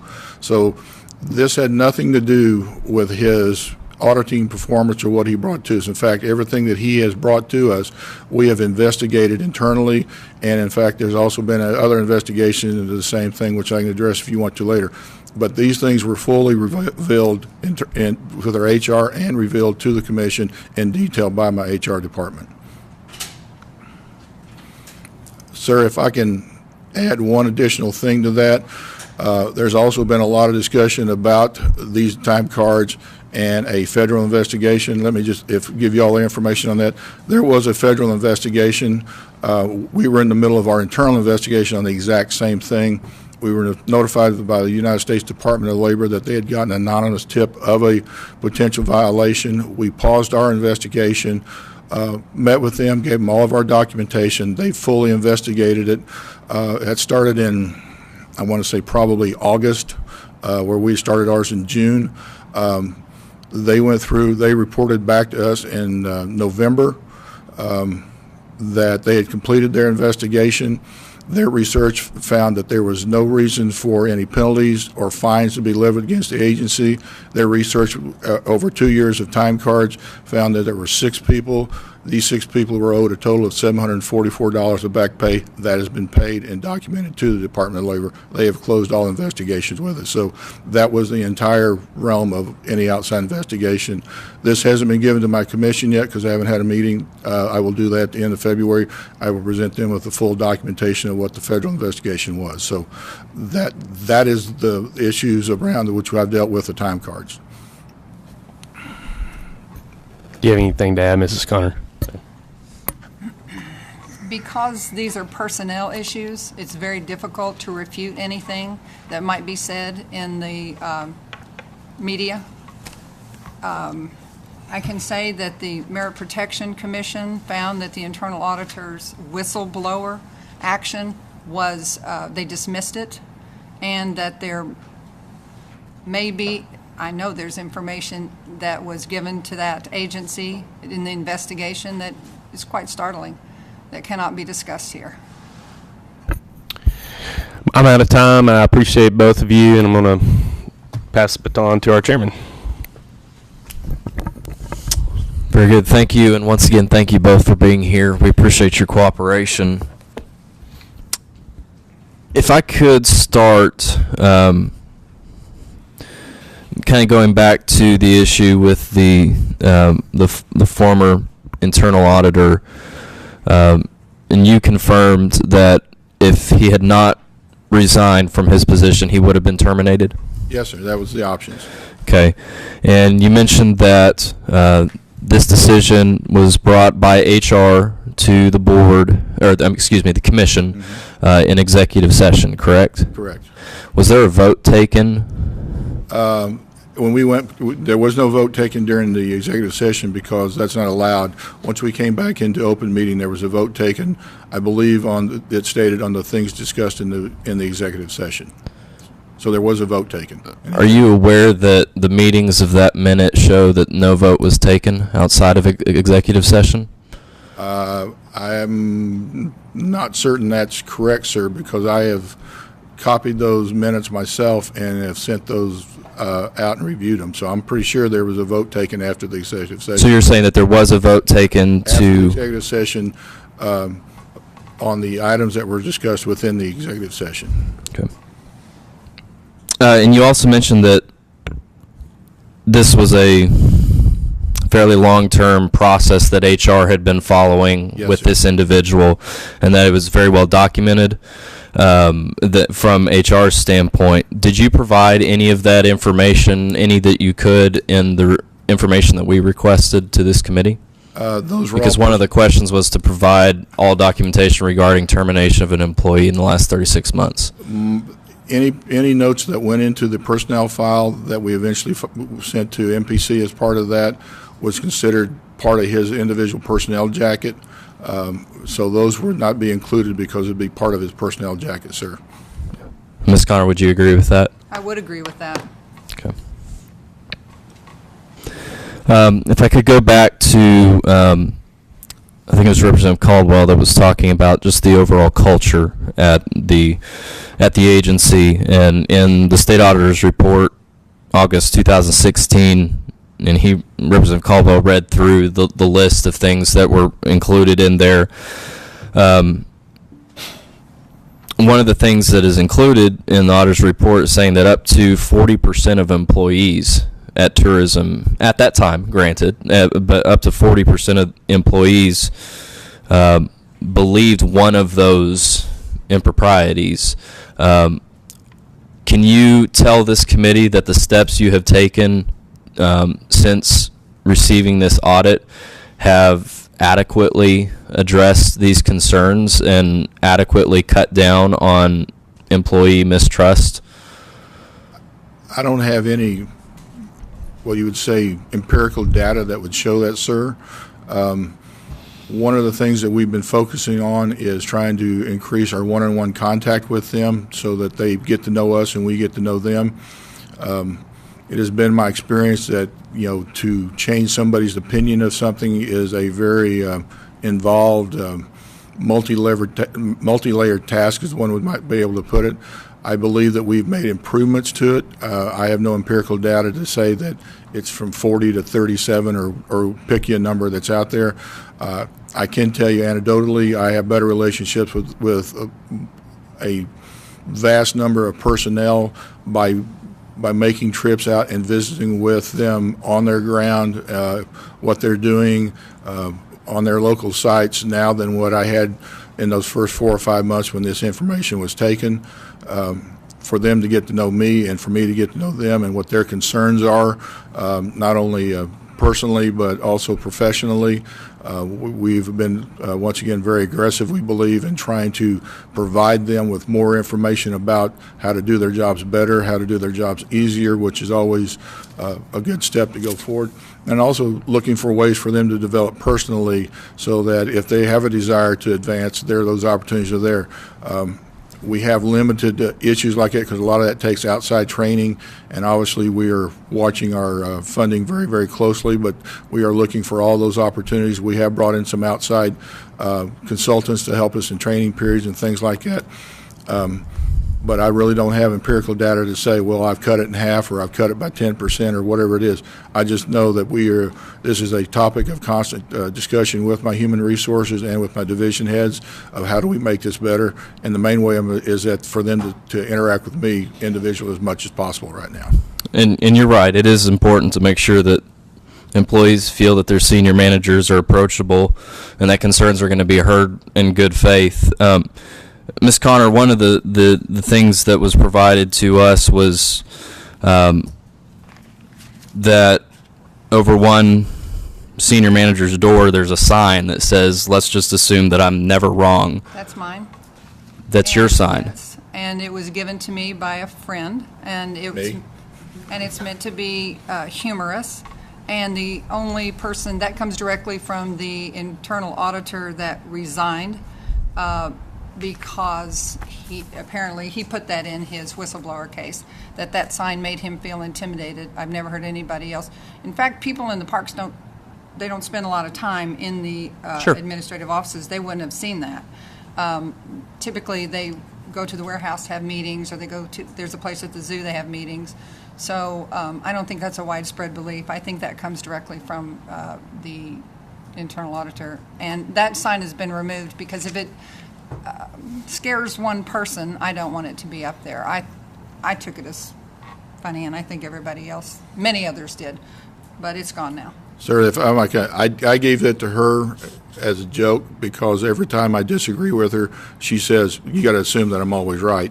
And it's a running joke between the two of us that when I disagree with her on something, she looks at me with that tone of voice and says, I'm right. So I got her, when I found the sign, I found it and gave it to her as a gag. Can you see though how if you have a culture of mistrust and employees that feel like they want to be able to approach senior management and they see something like that, how that could be misconstrued the wrong way? Hindsight is a tough teacher. I want to go back to the budget hearing that we had actually last week that I was at for the natural resources. One of the things that I asked you about, and if you could just expound upon, because I was encouraged to hear, is, and one of the things that came out in the auditor's report is the lack of financial reporting to the commission, and the concern that there was not extensive financial data being given to the commission, who was asked to vote on a lot of these issues. And you said last week that you are correcting that, and that and I believe your CFO spoke as well, that there are financial reports that are going to be given to the commission from now on. Can you detail what will be in those financial reports that go to the commission? The areas that we have talked about extensively is that we believe that there's a better need for us to be able to show the commission where we're at on month-to-date and year-to-date issues, and how we are comparing against previous years and areas like that. One of the issues that she's identified is that the software that we're currently using on our revenue side does not provide her with enough of the data that she needs, and we've made a request to OMES for upgrade to that software, which they are working to help us to get, hopefully, very, very soon. It's that area where we're looking at is that, we have an established budget with them. We talk with them extensively about anything over 50,000, but we believe we need to provide them with more of a running status of where we're at running as far as we're looking at year-to-date expenses, compared them to previous year and historical, and also in our revenue and how we are going against our revenue projections, because as I talked about in the meeting, the development of the agency is changing radically from being a appropriated versus self-generated, to where over 60% of our funding now does come on our monthly, month-to-month operations. Over 60% of our funding comes directly from self-generated revenue. And one of our concerns with self-generated revenue being an industry which is heavily impacted by weather. If there is impacts to weather, it could change very, very rapidly. So this is one of the areas that we mainly have identified to give them that information as the agency continues to develop towards a self-generated revenue. Is it possible for clearing account information to be given in those commission meetings? I would think anything that we want to put into that report can be added into it as we upgrade the software that provides us with that data. Will you include the clearing account information? I will make that strong recommendation to the commission that is included. Help me understand. Let's focus on the clearing account for a second. Yes, Help me understand kind of the history of a clearing account for the Department of Tourism. And what I mean by that is, you mentioned 4 payments, excuse me. You said 3 last week. It's 4 today. You mentioned 4 payments that were made illegally, correct? They were not illegal. Well, I mean, excuse me. That were not made out of the right account. Correct, and sir. were corrected at a later date. Yes, sir. However, looking over clearing account data, there are quite a few purchases or expenses that come out of the clearing account. Yes, sir. Help this committee understand, if you could, what a clearing account is, why it's there, and what it's used for the Department of Tourism.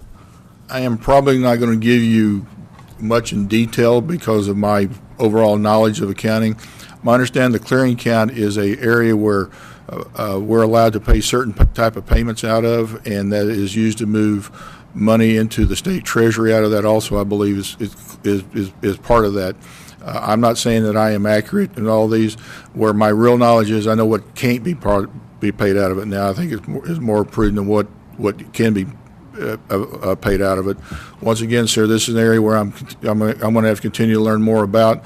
I relied on a CFO who unfortunately made a very serious mistake, and one of the things I've asked my new CFO is to provide me with more education in this area. But this is an account that was prohibited in what it was used, but it's used mainly to as a funnel to move funds from one side to another from our agency into other, mainly the Treasury. Sure. I think one of the biggest concerns for me as a lawmaker who has to make some very tough decisions every year and pass a state budget where we appropriate specific funds, and then I see an account like this where there's very little accountability from the state standpoint, and I see payments being made, large payments being made, and I'm not talking about just settlements. $42,000 payment to an advertising agency, and I see things like that aren't necessarily on the state's books because this is more of a temporary account. Can you speak to the accountability side of things, to where, I mean, what would prohibit these? I know you've talked about some processes that are being put in place to ensure that it doesn't happen again, but can you both speak to just the accountability piece of being able to move funds through this account whatsoever without your commission having knowledge of it, without the state having knowledge of it? Can you just address that a little bit? I think one of the pieces that might be missing out of this is the information that we have as far as that before a check is written, it has to be made sure that it is authorized through a purchase order, through some other contract agreement or different issues like that basically allows that payment to be made. And that is always heavily documented and reviewed by not only the CFO, but if it's a contract, I look at it, and then if it's a large enough contract, that is reviewed with the commission also.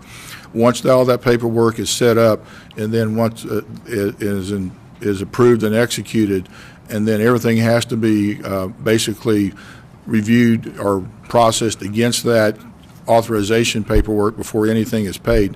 These are all these invoices are reviewed by the division heads.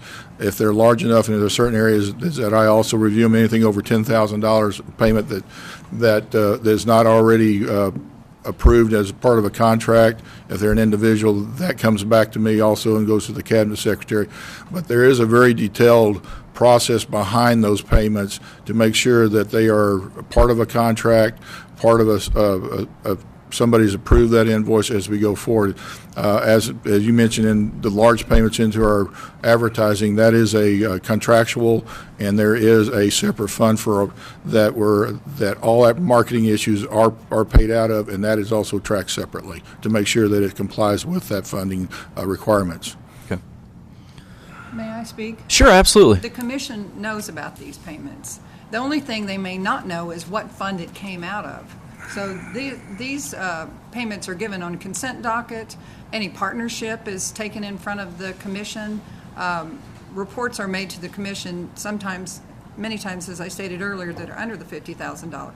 But I think in the past it has not said, and it came out of this account, or it came out of this account, because maybe, I don't know why, but, and I also want to say that we've talked a lot about not having an auditor at the agency, but the previous CFO was also an auditor and felt that there was not a reason to have a separate auditor. So I know that's not dealing with what we're talking about, but Sure. I just wanted to put that in. Okay, I appreciate that. One final thing for me, and if we could get, do you have the capability, I know you put together the binders, do you have the capability to get that to me in electronic format? I can check on that. A lot of this stuff is hard copied. We'd probably have to scan part of it. I can look into that. If you could, please, that would be extremely helpful for us as a committee, as well as being able to make the documentation, put the documentation on our committee page, as we've done with all of the other documentation. We will probably have to bring it to you on a. However you need to do it, that's fine. Members, we're a little bit early, so what I'm going to do is unprecedented.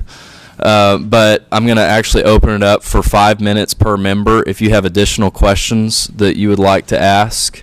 And since there's not a whole lot of us here, but I'll open it up. Do any members, this is a dumb question, do any other members have any additional questions? Okay, we'll start with Representative Gann and then go Representative Cleveland, then Representative Calvi. Representative Gann, you're recognized for 5 minutes. According to Title 64, the land office, commissioner of the land office, invests about 3% of the school fund in parks and recreation. That's what the title says. Do you know how many parks that the school land fund is invested in? I don't think I have that information, sir. I'll have to research that one. I know I rent land from them, but I'm not sure that they give me money back on stuff. So I'd have to find out where exactly those funds go. I should know this, but does it specify state parks, or it could? It specifically points out in Title 64 Texoma State Park. Texoma State Park. Huh.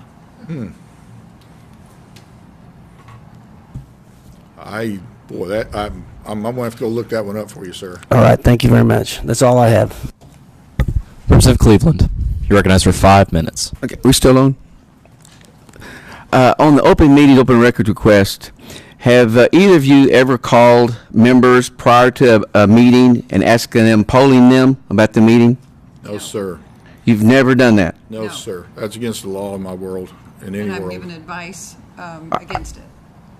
I think I read in here that you said that it's okay because you were calling, wasn't a quorum. Did I not read that? No. What happened was the internal auditor that resigned asked me if he could call, first he wanted to call a meeting of all the commission members without an open meetings notice. And I said that would not be correct, that would be a violation. So then he had the idea that he would call each one of them, take a vote from them, pull all the votes together, and then have an idea about what to do. But I said, and I called, at that time it was Jan Pressler. She's now with the Ethics Commission, but she was the head of the Open Meetings, Open Records General Counsel at the Attorney General's office, because I wanted to check to make sure I'm right. But now you're an attorney, right? Yes. I mean, you want to check to see if you don't know the open meeting records law then. That's not what I said. What I said is I like to get a consensus. And lawyers, the joke is, this is a joke, if you ask 5 lawyers a question, you'll get 6 opinions. So I wanted to make sure, I feel like open meetings is pretty black and white. So I had the answer, but I wanted to get backup on it, and I got backup, and so I reported to the internal auditor that resigned that was the case. So I think you've misread that. Okay. Well, am I wrong that Fox 25 didn't do a story on that? Did I dream that? I couldn't tell you what Fox 25 does, sir. You know, and I did find your comment rather interesting, that if someone does a story and it's wrong, you usually go back to see what was wrong about it. You'd call the program director and ask for retractment, but you didn't even care enough to do that.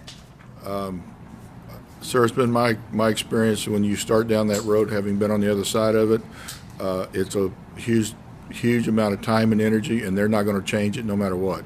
Well, I'll disagree with you there because I just had one changed, but do you not think that a reporter is supposed to report the facts and they're not supposed to report their own opinions or make up stories? I mean, you agree to that, don't you? Yes, sir. So in the Open Meetings, Open Records Act, you never, ever called a member prior to the meeting to ask what they thought about a particular issue? Never did that. Neither. Never did that. Never took place at the Tourism Department? No. Never called him before. Well, can I provide just one piece of No, clarification? I got it. I'm good. I only got 5 minutes. 2 minutes. 2 minutes. 2 minutes. How much money does the tourism pay in advertising, and what is the largest recipient of advertising with the Tourism Department? Our annual apportionment is $5.75 million. That's for all marketing for the agency. It is a apportionment which was cut 3 years ago by 30%. It is now currently capped, and we spend nearly all that fund. We did have some reserve funds that we have been spending down. We will spend the last of that this year. Our annual marketing budget for all of this comes out of that fund.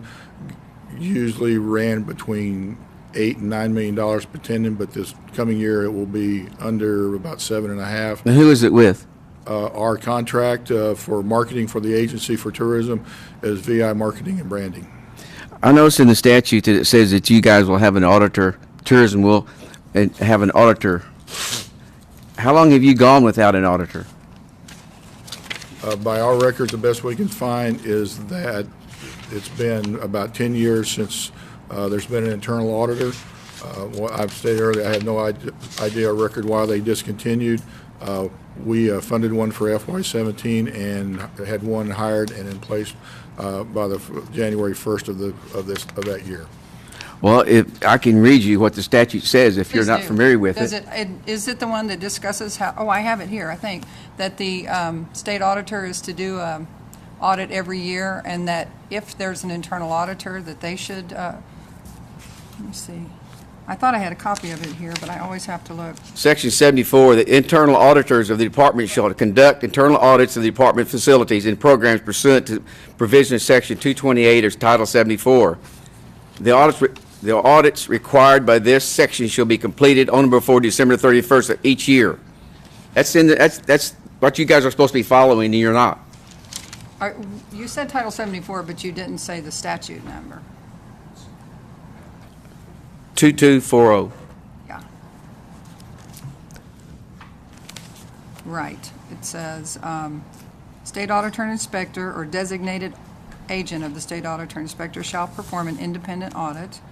And that this agency is supposed to pay for it. And then it does say on number 3, the internal auditors of the department shall conduct internal audits of the department. And as I said, we had a CFO previously that was also an auditor that felt How many audits did he do? How many audits did she complete? I'm not aware of any that she did. I was. Well, so you didn't have one if she didn't do At that one. time, I was the attorney and not the deputy director, and I didn't know, I wasn't aware of fully. Representative Cleveland, you have time for one more question. Okay, thanks. Well, I really have trouble with that answer because I have several of your answers, but Sorry. you had in your audit you had a lot of shells missing, a lot of bullets missing, thousands of rounds. Do you know anything about that? Yes, I do. Can you explain, please? Well, for inventory policy and guidelines is that it has to reach a threshold of $2,500. When you start tracking individual shells, it's far into that. What we have adopted our policy and adjusted is that we track all our ammunition by cases, and that's how we keep track. And then we also keep track of how the individual cases are broken out to the individual rangers. So there is a tracking system, but the inventory is not down to the per shell; it's down to the per case. Representative Calvi, you're recognized for 5. I just have one more question. Could I just ask one more question? I'll allow you to ask one more question. Make it brief. Thank you, Mr. Chairman. This is a quick one. What was the problem with the shotgun violation? We had, if you'll allow me, Yes, ma'am. 5 shotguns, sawed-off shotguns. One of them was registered with ATF. The second was registered with ATF agrees to, but they can't find their paperwork. And 3, paperwork was submitted to ATF for proper notification to that agency. The paperwork was returned as being incorrect, and before the paperwork could be filled out again and sent back to ATF, the internal auditor made a report that there were problems, contacted ATF directly, and that there were problems with the shotguns. Those shotguns were locked in a safe. And you understand that the barrels have been taken off the shotguns because a barrel without a gun is not a sawed-off shotgun. It's just the barrel. So those barrels have been placed in a armory and they're awaiting smelting. Representative Calvi, Thank you, Mr. Chairman. you're recognized for 5 minutes. Thank you. Good. Thank you, Mr. Chairman. So are you currently in compliance with the ATF regarding the sawed-off shotguns? Yes. Okay. Have you been contacted by the FBI? Let me back up a sec. You discussed earlier in conversations between you and the ATF about the shotguns and things. You had also discussed a Department of Labor investigation regarding the Fair Labor Standards Act. Other than that, have you been contacted by the FBI or any other federal agency with regard to the management of any funds or any other issue at your agency? No. You or anybody else at your agency? I have, I'm sitting here running through the Rolodex. I have no memory of any other federal agencies other than the Department of Labor, the one that we've talked about, unless there's something in the law enforcement Yes. investigation areas. And I can't remember how many years ago, but to be totally inclusive, there was an employee that had some real criminal issues, and the FBI contacted me to discuss this issue. And This is more than a couple years ago? yes. Okay. With regard to the clearing account, I noticed in your responses to the information requested that you indicate that you use the PeopleSoft software that we've heard so much about in this committee in order to interface with the Office of Management Enterprise Service, OMES. Did that clearing account, does that show up in the PeopleSoft, or is it just totally off books? I don't know the answer to I that. don't, I'd have to ask that question. I don't Can know. we get back to you on the, there have been some issues since our new CFO came, and she's trying to modernize things and make sure everything, that we're feeding information to PeopleSoft the way we should, and we're working with OMES to do so. I can answer it this way. I can't give you a definite answer, but I can tell you this. The only system, the only account that we do not have involved in PeopleSoft is our revenue account, because we've been advised that PeopleSoft is not the proper software to use for that. So that's the only quote-unquote off books. Advised by whom? OMES. The OMES told you to use an off-books account? That was System? that's my understanding of it. Interesting. Because of the way because of the volume of revenue that we generate is my understanding of that.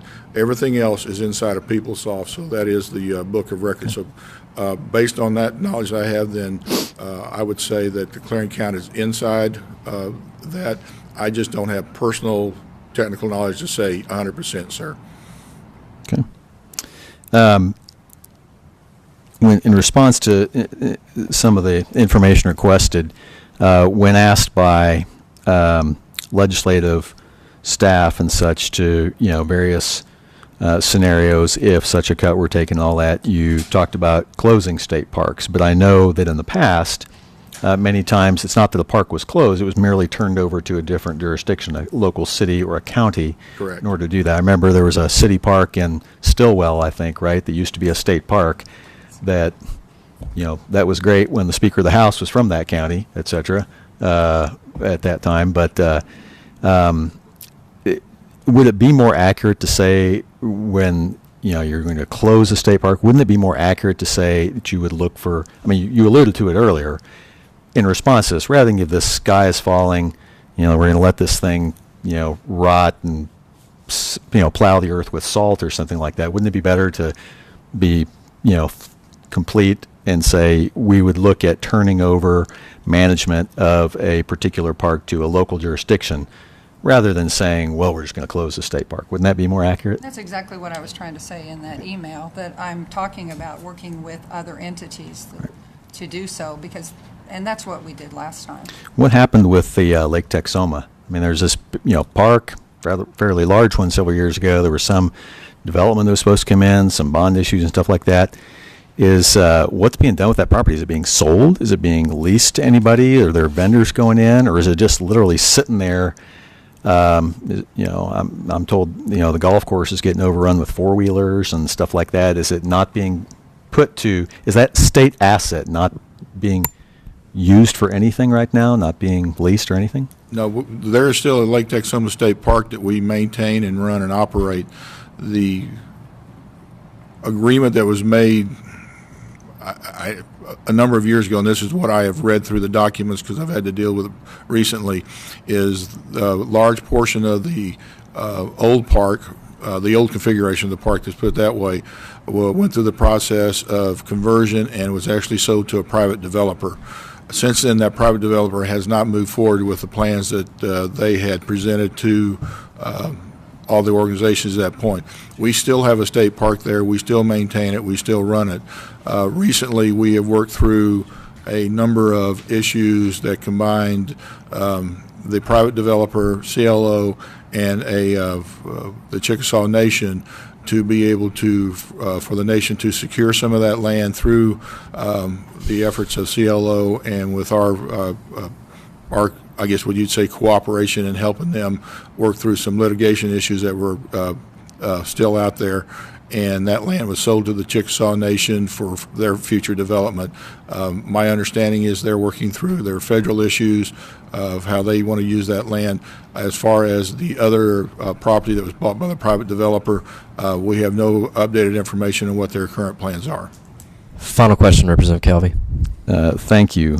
And how many of the state parks actually generate enough in user fee revenue to actually sustain their operations? I have not looked at this for very long, so I believe there are 2 or 3 facilities that are totally 100% self-sufficient. Right. Wouldn't that be Little Sahara and Beavers Bend? Yes, and I think this is where I'm going to go out on a limb, and I want to say possibly Natural Falls, but I'm not 100% certain. I'd have to go back and I don't think Lake Murray's 100% yet. Thank you, Representative Calvi. Representative Downing for final questions of the days.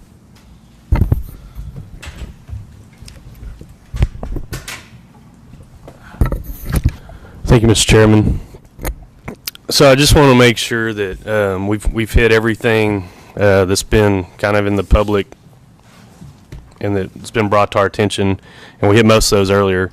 One other thing that's been brought to our attention is there was some concern that there potentially were missing checks, right? So I think the check numbers were 45,183 and ending 45,657. There were 32 missing checks in that series of checks, and then included in that concern was that potentially checks were being pre-signed. If you need dual signatures, that one signature was being provided in advance. Could you speak to some of those concerns? This was also brought to our attention by our internal auditing system. What the situation is that it takes 2 signatures on all of our checks. This is the time when there was only 2 signatures on the check cashing card. One of these individuals is getting ready to leave the country for 2 weeks on a family visit overseas. The previous CFO made the decision that was not consulted with me or anybody else to have the other signatory who was leaving the country to pre-sign 11 checks. This is an egregious error again. This is the same CFO that was part of the clearing account issue. This was revealed in our internal audit. Immediately steps were taken to secure these checks. We also double-checked to make sure that none of these checks were used elsewhere. This was brought to my attention. I asked that they immediately be marked with void, and a full review was made of this whole process and the signatory cards. That is where now we have 5 signatures on that card, and we are continuing to monitor those because to, let us say, bring more issues onto the table in this area, the internal auditor made it a digital scan of all of these checks before they were voided and emailed them, I believe, to himself. This is another major error that a trust that I put into an individual made a major error, which now we have to track those check numbers on a continual basis, and we do that through the Treasury and through our banks. Once again, this is an area that's been brought to my attention. We have thoroughly gone through this and aggressively taken all the steps that we have got available to keep this from happening again and to make sure that we have monitoring of these. So basically what I'm doing is watching over 2 errors made by key individuals in an area that has caused additional work for us. But this is what the issue that came up to.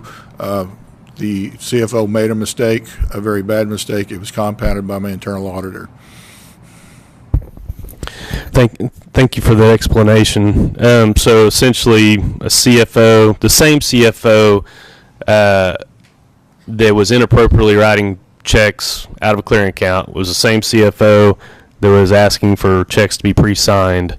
That CFO is no longer there. You have a new CFO. You said you hired from OMES, correct? Yes, sir. Yes, sir. That CFO is no longer with the agency. Okay. So just from a legislator's perspective in your interaction with your commission, one of the things that is being discussed right now is the role of boards and commissions, and this isn't as much your agency as it is maybe the Department of Health, but I want to get y'all's perspective on it. Do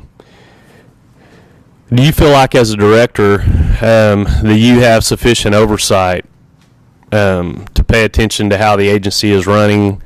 Do you think boards and commissions provide adequate oversight? Do you think OMES provides adequate oversight? I'm going to throw that out there broadly while I have you before our committee to address that. I wouldn't even begin to give you all recommendations for how to address it. I know this is that my Terms Commission is a very valuable asset that I use on a frequent basis. They bring a vast background of not only private business but government and personal experiences. They're able to provide me with guidance and direction, and they ask some very tough questions on things that makes me stop and think. It's something that since I've been in state government the 6 years, they've always been there, and I've always used them as a great resource. So I don't know how another agency, I don't really even have experience how another agency uses their commission, to tell you quite honestly. But they provide me with keen insight and questions that, like I said, as a resource to continue to move forward. So they're just a great asset for me, and that's how I'd probably wrap it up. I mean, like I said, I have no idea how other commissions work. Ms. Connor, I'd be interested to hear your thoughts. Yeah, I think our commission, of course, you have to have the right commission, and I think we do now. They have come from various walks of life. Some of them have governmental experience. Some of them, and many of them, all of them, have business experience. That's very valuable for our agency because we want to run our agency like a business, and we're working with OMES to do so.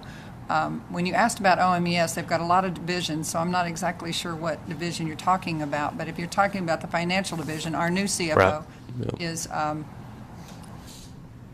dynamic, and she's working to get all the things we need to make sure that we can report everything and have it on not only our books but outside books as well. Okay, great. I appreciate y'all providing that perspective and all your answers today. I'm glad to hear you're taking corrective action on a lot of things. And I really appreciate the fact that you came in here and you said, yeah, these things were not done correctly and here's how we're going to address them. Same thing we got to do in the legislature. We find things that are going on. We need to find ways to catch them earlier rather than later and then how to correct them. So appreciate that. Thank you. Thank you. Very good. Again, thank you for appearing today. One request that I would have is to see if we can get an electronic copy of the documentation that you provided to us today. We will continue to be in communication with you as we go throughout this investigative committee and this process. I think one of the unique things that this committee is set up to do is to begin looking at these individual areas, to continue the coordination and communication with each of the agencies, but then also be able to in a way hand off some of the findings to this the policy committees and the budget committees in the House of Representatives, to be able to communicate and work with each of those entities based on the scope of our investigation. So you'll be hearing from us. You'll also be hearing from the subcommittee on natural resources. Chairman Pfeiffer will be working with you as well, based on everything that we've been asking, just to continue to provide that accountability and communication back and forth between the executive and the legislative. Do you have any closing statements that either of you would like to provide? I would just like to thank the committee for this format to be able to bring you this information. I know there's been a lot of discussions and other things go on, and I just appreciate this opportunity. I just also want to tell each and every one of y'all, we take quite seriously our stewardship of the taxpayers' money. This is something that I've just been brought up. When somebody trusts me with something, I treat it like my own, and we move forward. Also, I'm under no illusions that as we continue our internal auditing, we will continue to find things that we look at and go, literally, as my mom would say, good Lord about. And but I want to also let y'all know that we will bring this information to our tourism. We will be tourism commission. We will be very transparent about it, and we will work very aggressively to fix those things. That is just the way that we will go about doing this. And if there's something that any of y'all have a concern about or question, I ask you, please give me a call, and we'll bring you to it. We are not a perfect agency, but we are working to improve on every step we can. We have a lot of modernization and a lot of systems that we have to fix, and we realize that, and it is a daily process that we're going through. But really, I want to thank the committee for this opportunity to bring this information. If there's any other discussions y'all would like to have, I am open and we'll make time on y'all's schedule to come and have those discussions. I just thank y'all very much. Ms. Connor, do you have anything? I think Mr. Dutton has said it perfectly. Thank you all for letting us be here, for allowing you to show how we're trying to correct any issues that we have and to dispel any misinformation that you may have heard. So I appreciate that, and thank you for taking your time. Very good. For the benefit of media and other committee members, I will just applaud your agency for your willingness to provide information up to this point. You've been by far the easiest agency to work with in getting information, so thank you for doing that in a timely manner as well.